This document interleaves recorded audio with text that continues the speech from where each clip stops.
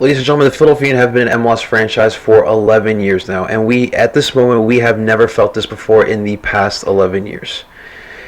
And if I have to get you excited for whatever reason it is, then maybe being a fan of the Philadelphia Union might not be for you. But ladies and gentlemen, today on DOOP by the River, we got semifinals action, Union versus Portland Timbers, and let's get this started. And done!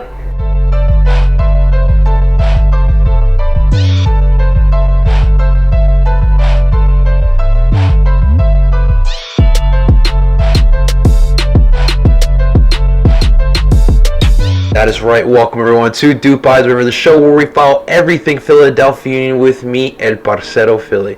And of course, DOOP by the River is brought to you by Philly Sports Network. Get on over to PSN for all your Philly sports needs, from the Philadelphia Union all the way to the Philadelphia Fusion and all your college sports, to stay up to date with everything that's going on in the beautiful Philly sports landscape. And don't forget, guys, to hit the like button, subscribe to the channel, hit the bell button for notifications, as well as sharing this video and this channel to help me grow. Guys, I have been waiting for this game since the ref blew that final whistle against Sporting Kansas City. I'm shaking. I have butterflies thinking about this game here. We have never ever been in this situation here. We are talking semi-finals, ladies and gentlemen. How can you not get excited for this? This is going to be the most anticipated game in Union history, and I'm so stoked and I am so ready here. But listen, this is not going to be a walk in the park. We are facing off against a talented, experienced Portland Timbers team. We're literally talking about 2 years ago, this team was in the MLS Cup Finals. And if it wasn't for a dynasty that was Atlanta United, they could have hoisted another MLS Cup. But now this team has got the experience. They have the hunger. They have a quality manager in Gio Savarese. And if we are not careful, ladies and gentlemen, this could turn out very ugly for us. But when we're talking about the Portland Timbers, Gio Savarese has built a philosophy in this team that is honestly is the reason why they are where they're at right now. They are a team that obviously Gio's very good tactically wise. He knows what to do. He knows how to put a game plan together to try to win soccer games here. And I think he's going to try to do the same thing here for the Philadelphia Union. And there's a couple of different pieces that we need to look at here. Obviously, Diego Valeri did not start in the last game, and he is has been relegated to the super sub type of role here. He was getting up there in age, but still, Diego Valeri is a quality attacking midfielder here in this league. They still possess Sebastian Blanco, who's a really good attacker, who has really improved as a defender as well, tracking back and helping in the defense as well. And then they also have Yamini Charra, who obviously I know very well as a Colombian American, but he's got speed and he is tenacious defensively as well. So this team can play both ways, and obviously we know how we play, and this could be a very long match. The question is, who's going to play the number 9 for me? Is it going to be Jeremy Mbosi or Yaroslav Nizgoda? Also, he's pretty talented as well. They brought him in as a DP, the Polish striker. Everyone's trying to bite off the Union, trying to get their Polish strikers out here. But listen, either one of those guys, they should be a lethal scorer in the box. So these are different things that we need to look at, but let's look at the Philadelphia Union here. So when we look at our Philadelphia Union, obviously, a lot has worked for us. And of course, when we look at the formation, I think that it's not going to change. There's no way we're going away from the 4-4-2 diamond. It's crazy. Jim Kirchin has stuck with this formation throughout this whole tournament. We've seen him last year, switch over to the 4-2-3-1, go over to the 4-4-2 diamond. At times, we've seen a 5-back set. We've even seen a 3-back set, but for the most part, what we've seen is Jim Kirchin lining this team up in that 4-4-2 diamond. It's been working, and no one honestly truly can figure it out. But I think the reason why they can't figure it out is because the players we have on the pitch, and let's get to them. Starting in goal in this game, I think we will see Andre Blake. Listen, Andre Blake to me is the MVP of this tournament, and you guys know for the past couple of weeks I have been, on the top of the mountain. I've been the leader of the clubhouse of the Andre Blake Stan Club, and he's been fantastic, and he is one of the main reasons why we are where we're at right now, and this is why I'm saying he's the MVP. Going into this game, listen, just like every other game, Portland's going to get their chances, and it's up to Andre Blake, when Portland does get those opportunities, to be that last line of defense, be that brick wall that he's absolutely been. I have absolutely faith in Andre Blake to be able to get the victory here. And how about Andre on Twitter today, the Union putting out that video of him, with the ball drill. Dude, it's literally these little things. And I talk about this with Carter Hart and the Philadelphia Flyers. Carter Hart does these little mental exercises. Playing goalie in both sports, like, you need to be strong mentally. And I think that both of these guys, and we're blessed here in Philly, we got two really good goalies here in Philadelphia. And Andre Blake, I'm so excited. I can't wait to see what he's going to do here against the Portland Timbers. But let's move on to the back line, because the back line's going to have another big performance here for us to win this match and head on to the MLS Cup final. So starting from left to right, again, same thing. Kai Wagner, Mark McKenzie, Jack Elliott, and Ray Gaddis. So what I'm going to be looking for is, can this left side of our defense be strong as it has been? Kai Wagner and Mark McKenzie, those two together, nothing has been getting past them. Now, listen, I will give credit to Johnny Russell. Johnny Russell had a couple of nice runs, but for the most part, Kai Wagner and Mark McKenzie did their job. So in this match, Yimini Chara can make some nice runs. He's got speed and he's aggressive as fuck, just like Johnny Russell. So can they contain him? Now, Chris Duvall has been the starting fullback for the Portland Timbers. This is a guy who's been bouncing around USL, and he's actually been playing pretty well for the Portland Timbers. But he's going to have a rude awakening here. So the same way that the Philadelphia Union shut down Graham Zusi, who's still a really quality fullback in this league, there is no doubt in my mind that we will shut down this Duvall and his attempts at attack here. So I feel fully confident there. I need Jack Elliott and Mark McKenzie continue being on the same page, and Ray Gaddis, Ray Gaddis keep doing your thing, but we won't complain if you score. We will do a little bit of riding too. So hopefully Ray Gaddis gets his opportunity in one of these last two games. All right, let's move on to the midfield here, guys, starting from left to right. And again, same thing. Jamiro Montiero starting at the left shuttle midfielder. Jose El Brujo Martinez starting at the 6. Alejandro Bedoya, our captain, starting at right shuttle midfielder, and at the tip of the diamond, I believe we will see Mr. Medford Massey, Brandon Aronson. Mr. Brandon Aronson is getting all the looks right now.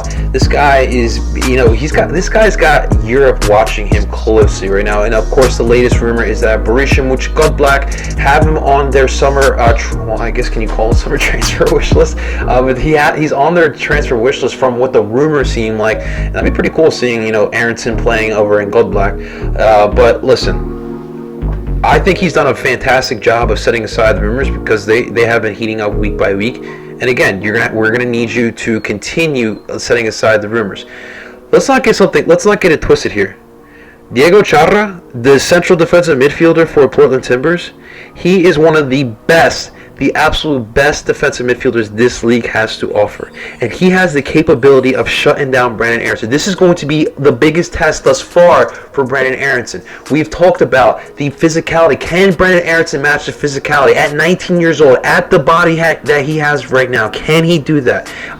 That's gonna be something I really am going to watch closely, because if Diego Charra manhandles Brandon Aronson and has his way with Brandon Aronson, we will not be doing what we like to do in this matchup. So this is going to be another coming out party here for Brandon Aronson, and really what I want him to have is the same type of performance that we saw in the Red Bull playoff game last year. Our first ever playoff win. I need that type of performance by Brandon Aronson. Do not be scared. Show your muscle. Be as strong as Diego Charra, and I think that we will have a great game. Jamiro Montiero, keep doing what you're doing. Keep creating the attack. Portland's going to have an eye on him, because he knows how to create, and he's skilled. He's a skillful guy. So they're going to have their eyes on him, but I'm confident Jamiro is going to do his thing. He might even get a goal or two, so we will see. And then Brujo Martinez, he's going to have a big role as well here, because, listen, we need his physicality here. We need him to shut down the attack of Portland. We need him to continue doing what he's doing, but please, Ed Brujo, do not get booked in this fucking game. We cannot afford you to get booked in this game or in the next game. Come on, Ed Brujito, we need you here, buddy. Whether Portland rolls out Diego Charra, whether Portland rolls out Diego Valeri or Sebastian Blanco, El Brujo needs to shut one of those guys down, and I am fully confident he can do that.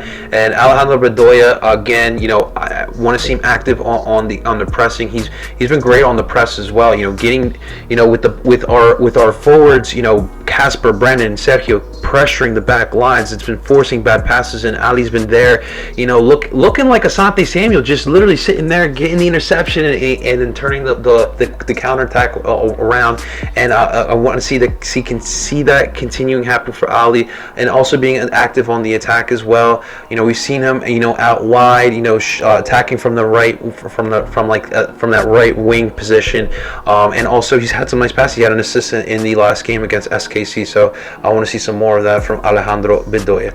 Now, starting with forwards, again, no surprises, Casper, Schibilko, or Sergio Santos Gomes, and I want to start with Mr. Schibilko here because he needs a good game. He did not have a good game against SKC, and that is the reason why he got subbed out in the 70th minute for Andrew Wooten.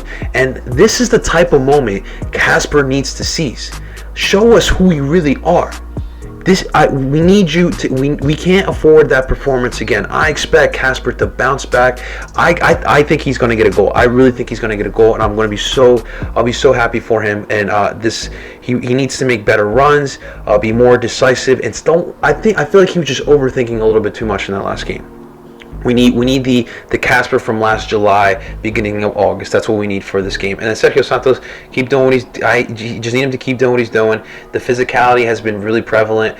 2 goals last match, and on the counterattack, it seems like he's one of the fastest players in this league, and he showed us in that SKC game. And I think that in this game he's going to be the fastest guy again. So the counterattack, we're gonna be relying a lot on those two as well as Brandon Aronson to help seize the attack or help pressure the Portland defense there. So look, guys, I understand Portland has the experience. I understand Portland has talent. These guys, 2 years ago were in the MLS Cup, fine, right? But you have to put that all aside. That does not matter. What happens now is in the present. As you can clearly tell in this tournament, look at the final 4 teams. You got Minnesota United. They've never been this far in their young history. Orlando City have been a laughingstock up until this moment. And then us. So obviously, you throw out the experience, you throw out the playoff wins. What matters is what's going to go on the pitch. And listen, this is going to be a defensive battle. If you remember last year, Portland came into Philadelphia and tried to bunker down until Brian Fernandez came in the game and fucking torched us. But both teams play solid, sound defense. And it's truly going to come down to it's going to come down to who makes less mistakes.